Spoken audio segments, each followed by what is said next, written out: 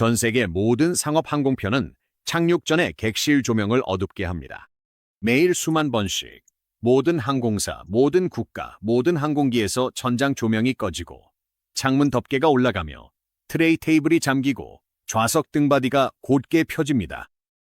이 과정은 약 90초 정도 걸립니다.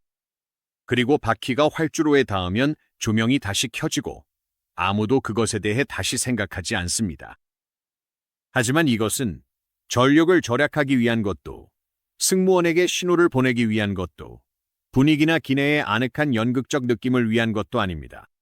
이 모든 것은 비행기가 잘못 착지한 후 30초 동안 당신의 눈에 무슨 일이 일어나는지와 관련이 있습니다. 그리고 진짜 이유를 알게 되면 착륙 전 그 절차를 예전과는 다르게 받아들이게 될 것입니다. 이제 그 원리를 설명하겠습니다. 인간의 눈은 단일 설정으로 작동하지 않습니다. 밝은 빛에서는 동공이 수축하고 원추세포가 주도권을 잡습니다.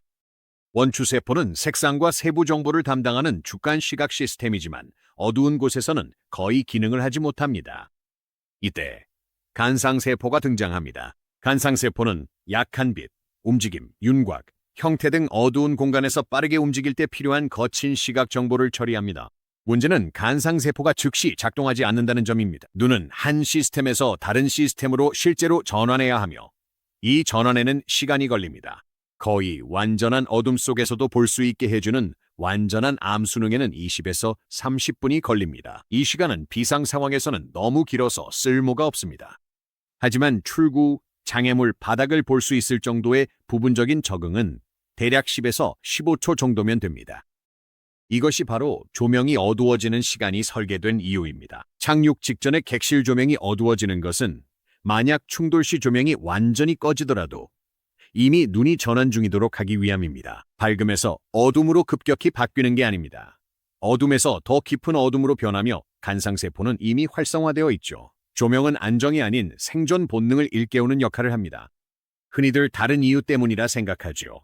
난기류 씨의 편안함, 승무원 신호용, 혹은 부드러운 하강을 위해서라고요. 이런 추측들은 경험상 그럴듯하게 들리지만 실제 객실 조명이 어두워지는 이유는 다릅니다. 뭔가 달라진 느낌이 듭니다. 착륙이 이루어집니다. 뇌는 이런 점들을 연결해 하나의 이야기로 만듭니다. 하지만 항공사들은 그 이야기를 정정한 적이 없고 그럴 만한 이유가 있습니다.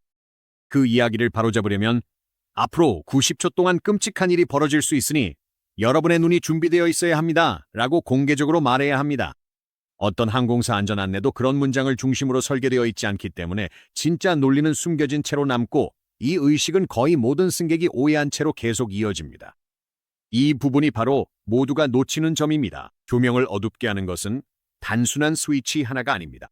4가지 시스템이 동시에 작동하며 각각은 대부분의 승객이 생존과 연결짓지 못하는 구체적인 기계적 목적을 가지고 있습니다. 먼저 조명이 어두워집니다. 동공이 확장되고 간상세포 시스템이 활성화됩니다. 스포트라이트에서 광각 렌즈로 눈이 전환되는 것과 같습니다. 선명도 대신 시야 범위를 넓히는 것입니다. 동시에 승무원들은 승객들에게 창문 덮개를 올려달라고 요청합니다. 그 지시는 거의 항상 예의상 하는 것으로 해석됩니다. 승무원이 날개 상태를 볼 수 있게 하고 착륙 시 비행기에 탁 트인 느낌을 주기 위한 것이라고 생각하죠.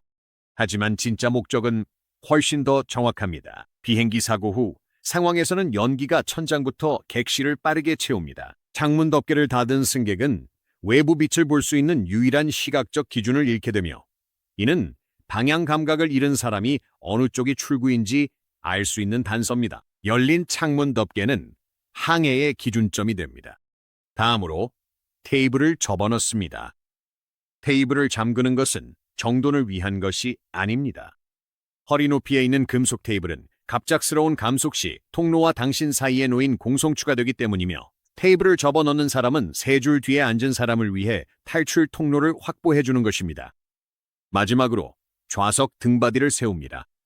더 편안해서가 아닙니다. 등받이를 젖히면 뒤에 앉은 사람이 일어나서 앞으로 이동하는 것을 막게 되고 젖혀진 좌석 등받이의 스크린은 전방 충돌 시 정확히 얼굴 높이에 위치하게 됩니다. 이것들은 4개의 서로 다른 안전위원회가 각각 만든 4개의 별개의 규칙이 아닙니다. 이것들은 하나의 통합된 시스템, 즉 비행의 평범한 리듬 속에서 승객들이 왜 그렇게 해야 하는지, 설명하지 않아도 자연스럽게 따르게끔 설계된 비상탈출 준비 절차입니다. 하지만 여기서부터가 정말 놀랍습니다. 90초라는 시간은 단순한 지침이나 대략적인 목표가 아닙니다.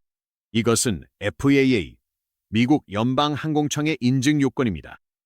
모든 상업용 항공기는 승객을 태우고 운항하기 전에 노인이나 거동이 불편한 사람을 포함한 현실적인 승객 구성으로 혼합된 조건에서 출구의 절반만 사용해도 모든 사람이 90초 이내에 비행기에서 탈출할 수 있음을 입증해야 합니다.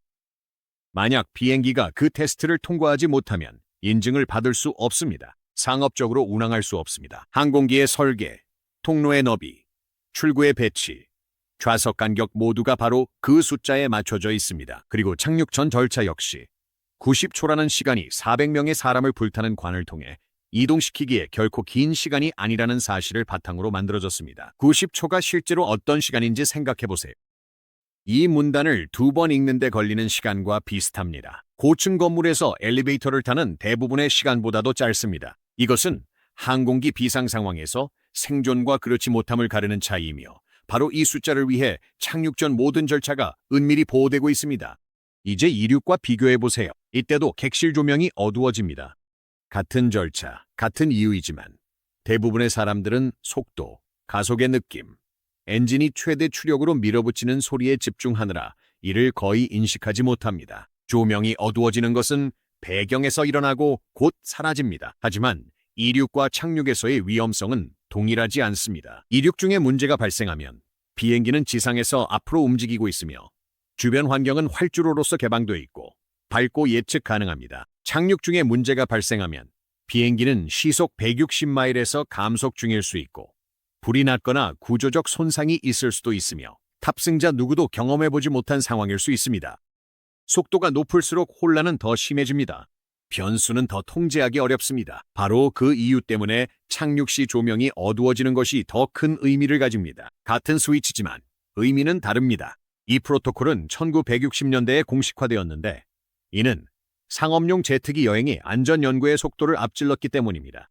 최초의 제트기 세대는 이전의 어떤 것보다 더 높이, 더 빠르게, 더 무겁게 비행했고 사고 조사관들은 생존자들의 진술에서 일정한 패턴을 발견하기 시작했습니다. 황혼이나 밤의 추락 사고에서 살아남은 사람들은 일관되게 같은 경험을 묘사했습니다. 어둠 속에서 비틀거리며 두 줄밖에 떨어지지 않은 출구를 놓치고 보이지 않는 좌석 등받이에 부딪히는 것이었습니다. 그들은 공황 상태가 아니었습니다. 그들은 움직일 수 없을 정도로 다친 것도 아니었습니다. 단지 눈이 적응하지 못했을 뿐이고 눈이 적응하는 동안 생존할 수 있는 시간은 이미 지나버렸습니다. 1965년 오클라호마시티에 있는 FAA 민간항공의학 연구소의 연구원들은 현대 착륙 전 절차의 기초가 될 실험을 진행했습니다. 그들은 실제 항공사 직원들, 시력이 정상이고 건강한 성인들을 대상으로 실험임을 알고 있는 상태에서 어두운 항공기 동체 안에 넣어 충돌 후 상황을 시뮬레이션했습니다. 부상도 없고 연기도 없으며 공황도 없었습니다. 오직 어둠과 가장 가까운 출구를 찾으라는 지시만 있었습니다. 결과는 인상적이었습니다. 통제된 환경의 훈련 상황임에도 건강한 성인들이 어두운 기내에서 출구를 찾는데 18초에서 25초나 걸렸습니다. 출구에 도달하거나 여는 것이 아니라 단지 출구를 찾는데 그 정도 시간이 걸렸던 것입니다. 실제 사고에서 화재가 발생했다면 어둠 속에서 18초를 가만히 서서 출구를 찾으려는 순간부터 90초의 탈출 시간 구조 전체가 무너지기 시작합니다. 착륙 전 조명 조절 절차는 이론에서 만들어진 것이 아닙니다. 실제로 사람들이 어둠 속에서 실패하는 모습을 관찰하고 그 해결책으로 빛 자체를 활용해 고안된 것입니다. 그 시스템은 여러분이 비행기를 탈 때마다 일상처럼 보이는 세부 사항에 녹아들어 항상 작동하고 있었습니다. 승무원이 착륙 전 통로를 지나며 좌석 등받이 상태를 확인할 때마다 이는 단순 서비스가 아닌 법적 의무인 비상 탈출 체크리스트를 수행하는 겁니다. 기내 방송으로 승무원 여러분 착륙 준비해 주시기 바랍니다 라는 안내가 나오면 그 문구는 규정에 따른 필수 신호이자 중요한 절차입니다. 이 안내 방송은 승무원들에게 바퀴가 지면에 닿기 전에 반드시 특정한 업무를 완료해야 할 법적 의무를 부여합니다. 이 안내 방송은 단순한 정보 전달이 아닙니다. 여러분이 앉아있는 같은 공간에서 작동하는 또 다른 안전 승무원들에게 내리는 명령입니다. 모든 상업용 항공기 좌석줄마다 바닥에 박혀있는 작은 화살표 모양의 조명들은 장식용이 아닙니다. 이 조명들은 모든 객실 조명이 꺼졌을 때 자동으로 켜지고 유지되도록 독립된 전원에 연결된 예비 항법 시스템입니다. 이 조명은 출구 방향을 안내합니다.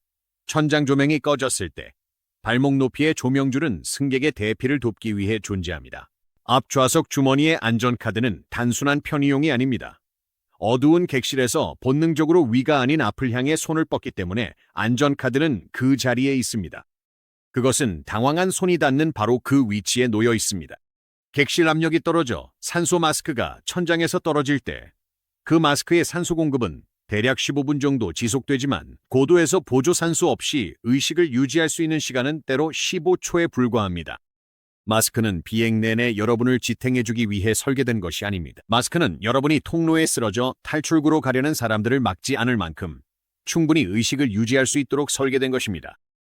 승무원들이 이착륙 시 승객을 향해 앉는 것은 자신의 안전을 위한 것이 아니라 비록 뒤를 향해 앉는 것이 충격으로부터 그들을 보호하긴 하지만 그 때문이 아닙니다. 그들이 앞을 바라보는 이유는 충돌 직후 몇 초 안에 누가 도움이 필요한지, 누가 다른 사람을 도울 수 있는지 파악하기 위해 앞줄에서 부상, 공황, 혼란의 첫 징후를 관찰하도록 훈련받았기 때문입니다. 비상구 좌석에서 하는 비상시 탈출을 도울 의사와 능력이 있으신가요? 라는 안내는 단순한 형식적인 절차가 아니라 법적 의무입니다. 비상구 좌석에서 얼어붙어 움직이지 못하는 승객은 빈 좌석보다 더 위험합니다. 왜냐하면 그 한 명이 뒤에 있는 20명이 나가려는 유일한 출구를 막기 때문입니다. 이 질문은 비행기가 이륙하기 전에 그런 상황을 미리 걸러내기 위해 존재하는 것입니다. 승무원이 마지막으로 객실을 점검하며 모든 승객과 잠깐씩 눈을 마주치는 그 순간은 의식 상태를 확인하고 2분 이내에 대략적인 인원 파악을 하는 절차입니다. 이를 통해 승무원들은 하강 전에 기준선을 마련하게 됩니다. 비행기에 탑승할 때 객실 조명이 예상보다 약간 어둡게 느껴졌던 적이 있다면 이미 이륙 전 조정 절차가 시작된 상태였던 것입니다. 항공기의 시스템은 대부분의 승객들이 분위기로 받아들이고 조종사들은 정상 운항이라고 부르는 표준 준비 절차의 일환으로 조명을 낮춘 상태로 작동합니다. 공항도 이 과정에 참여합니다. 활주로에서 가장 밝은 임계등, 즉 착륙 지점을 정확히 표시하는 등은 조종사들을 돕기 위해서만 설치된 것이 아니라 착륙 순간이 승객들의 눈이 적응 중인 시점이기 때문이기도 합니다. 착륙 시 외부의 강한 빛은 적응 중인 눈에 빠른 기준점을 제공하여 단순히 조명을 어둡게 하는 것만으로는 불가능한 빠른 전환을 가능하게 합니다. 여기서 진짜 절충점이 있습니다. 어두운 환경에 대한 적응은 타이밍이 맞아야만 효과가 있습니다. 너무 일찍 조명을 낮추면 동공이 확장됐다가 착륙 전 남아있는 객실 조명에 다시 수축하게 되어 준비가 무의미해집니다. 너무 늦으면 아무런 이점도 없습니다. 이 시간적 여유가 매우 짧기 때문에 대부분의 상업용 항공기에서는 타이밍을 승무원 개인의 판단에 맡기지 않습니다. 착륙 전 체크리스트의 특정 고도, 보통 하강 중 양만 피트에서 반드시 수행해야 하는 항목으로 포함되어 있습니다. 그리고 최신 항공기에서는 이 과정이 완전히 자동화되어 있습니다. 조명이 어두워지는 것은 승무원이 스위치를 기억해서 내리는 것이 아니라 비행 데이터와 접근 단계에 따라 시스템이 자동으로 조명을 조절하기 때문입니다. 에어버스의 E350이나 보잉 787과 같은 최신 장거리 항공기에서는 객실 조명 시스템이 항공기의 중앙관리 컴퓨터에 완전히 통합되어 있습니다. 이 시스템은 밝기뿐만 아니라 색온도도 비행 내내 조절하며 휴식 시에는 더 따뜻하게, 탑승 시에는 더 차갑게, 착륙 전에는 붉은색, 주황색 파장 쪽으로 변화시킵니다. 우연이 아닙니다. 적색과 주황색 파장은 흰색보다 야간 시력을 더 잘 보존하는데 이는 간상세포 민감도 범위의 끝에 위치하기 때문입니다.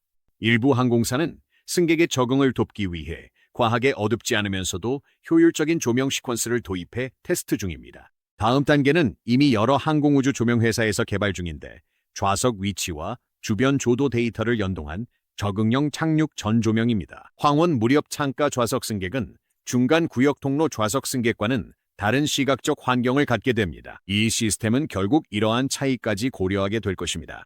기본 조명처럼 보이는 스위치는 점점 생체 정보를 활용하는 도구로 변하고 있습니다. 기내 조명 어둡게 하기에는 의식적인 의미가 있는 것이 아닙니다. 이것은 생물학적 개입으로 대부분의 비행에서는 필요하지 않을 90초 동안 낯선 사람들로 가득 찬 비행기에서 최선의 탈출 기회를 제공하기 위해 설계된 조용한 자동 시스템입니다. 다음 착륙 전 조명이 어두워지면 생각도 전 동공이 확장되기 시작할 겁니다. 시퀀스를 설계한 이들은 당신이 눈치 못 챌 걸 알았습니다. 그게 바로 의도된 방식입니다.